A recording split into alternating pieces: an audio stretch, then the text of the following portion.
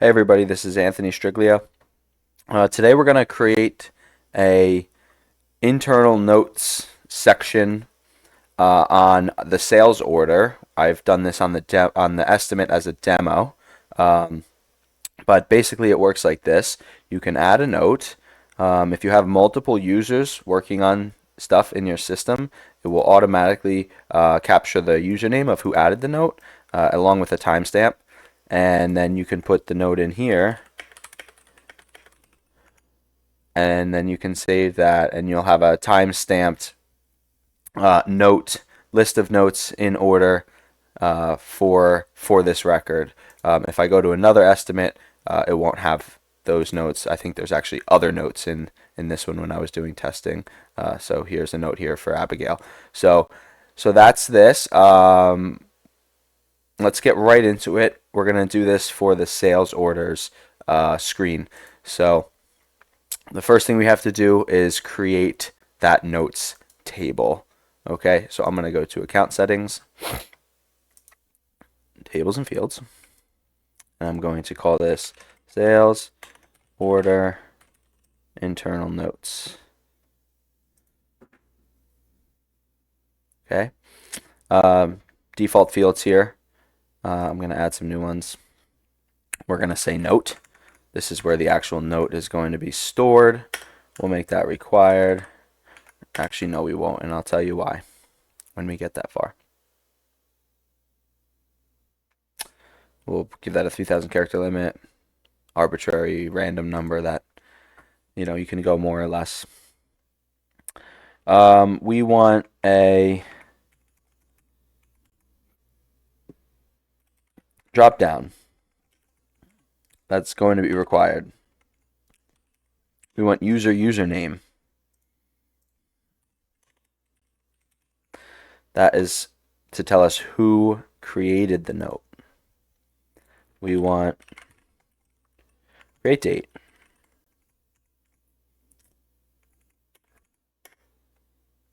So that when was the note created? That's the timestamp that you saw there. We also need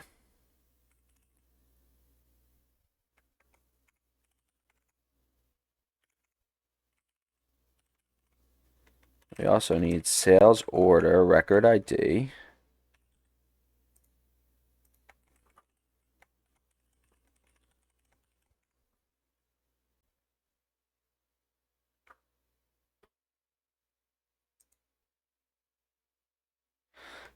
Okay, so let me just see if we have everything here. Note, username, create date, sales order record ID. Yes, I believe we do. If we need anything else, we'll jump back in here and add it. Okay, so that's the table we have to create. Then we'll jump back into the sales orders app and we'll go into the sales order, new edit sales order screen. And I'm going to put those notes right above this item grid here, just like I did in the estimates. But these could go anywhere. You could put these down at the bottom here. You could put them at the bottom with a little open close button, so they're not just on the screen all the time. They're hidden unless you need to view them. You can make them hidden if there's no notes, or show the section if there is notes in the notes field, or any notes in the grid or a list. So there's lots of stuff you can do. Okay, so jump right into here. We'll customize this screen. I think I need a draft, and then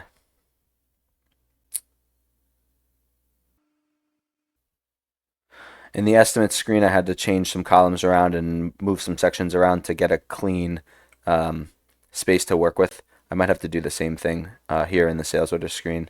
I'm probably not going to talk through it too much. If I have to do that, I'm just going to get it done.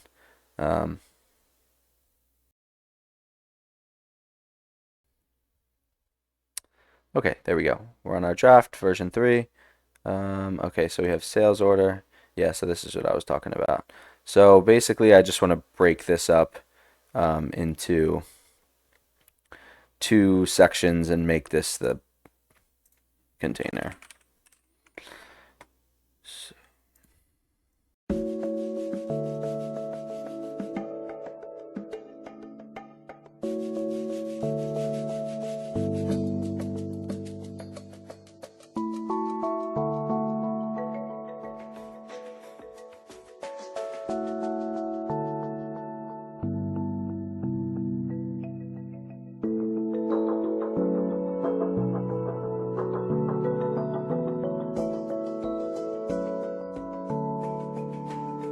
So now we're past the visual stuff.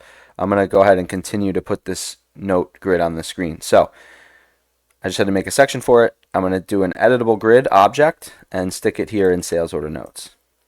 And I'm going to name this sales order internal notes. By the way, the only reason that these are internal is because they're showing up on the screen but not the report.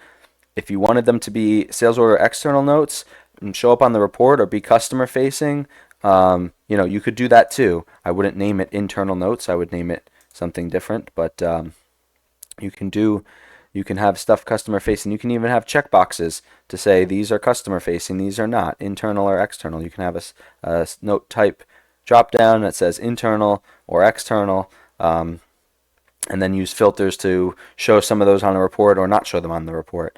It's all about what you want to do, what your workflow is. So here's the sales order internal notes grid that I made. I use the grid builder still. They have the V2. I haven't got too comfortable with that yet, so I'm still in V1. So let's go ahead and use this to make our internal notes field. We're going to do that and that. Change this to add note. Change that to 1. Sales order. We want sales order note. Sales order internal notes. Add note 1. Okay. We're going to hide this view selector. Not show sorting. Not show anything else. We're going to hide the delete row column. That was the reason that we wanted those the notes field to not be required. So in another account, we don't allow them to delete a row of notes. We never want anyone to delete notes as they are in a row. However, if they mistakenly create a note, we don't want that to just be a bunch of blank notes because they can't delete the blank rows. So we just have a routine that runs that deletes anything without a note. So if they actually want to delete a note, they just have to blank it out and it'll be gone overnight. Okay, so let's do date. Let's do record ID. Yep, sales order record ID. Let's make this the screen active. Let's make this the current. And then this is read only. This is read only, even though we're not going to show it. This default is user. Right, so we're basically just saying that the date is filled pre-populated with the current time and date. The user is pre-populated with the current user that's logged in. The sales order record ID is the one that we're currently on. And then we're saying that you can't edit any of those things, right? And then the note. Okay, and I'm going to make this large and this small and this small. Okay. Here in views, visible columns, I'm going to turn off record ID, turn off sales order record ID. I think that's it. We're going to sort by create date descending. That way the newest notes are on top. You can do it either way you like. Newest notes on bottom, newest notes on top. And then selection criteria, we're going to say sales order record ID is equal to screen active record ID. So that's going to filter the notes to be the ones that are for that sales order. So that should be everything. We'll do some testing, and then we'll check on another sales order. One other thing I want to do here, I can already see.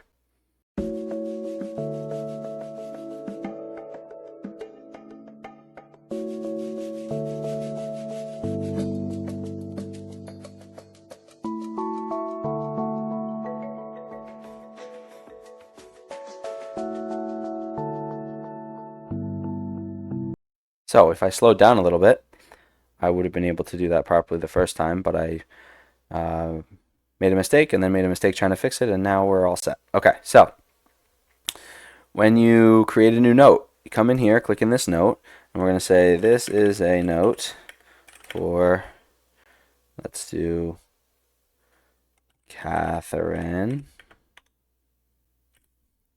Save this. So now this sales order has a note in here when you load into this sales order by me on 11:49 a.m. on January 9th. And if I go to the next sales order, there are no notes here. So if I put in, this is a note for Randy, and I can say, and another, and a third, and I save this. Now I believe once this once we load this up again, they're actually going to be in the opposite order because of the timestamps, but no, newest on bottom. Maybe the minutes are what's being calculated and not necessarily the instant. So those are Randy's notes. And again, here are Catherine's notes. Still the one from the note for Catherine on this record. So that's pretty much it. That's how you add a sales order internal notes, time-stamped, undeletable. And the only other thing that you could do to improve this would be to put the note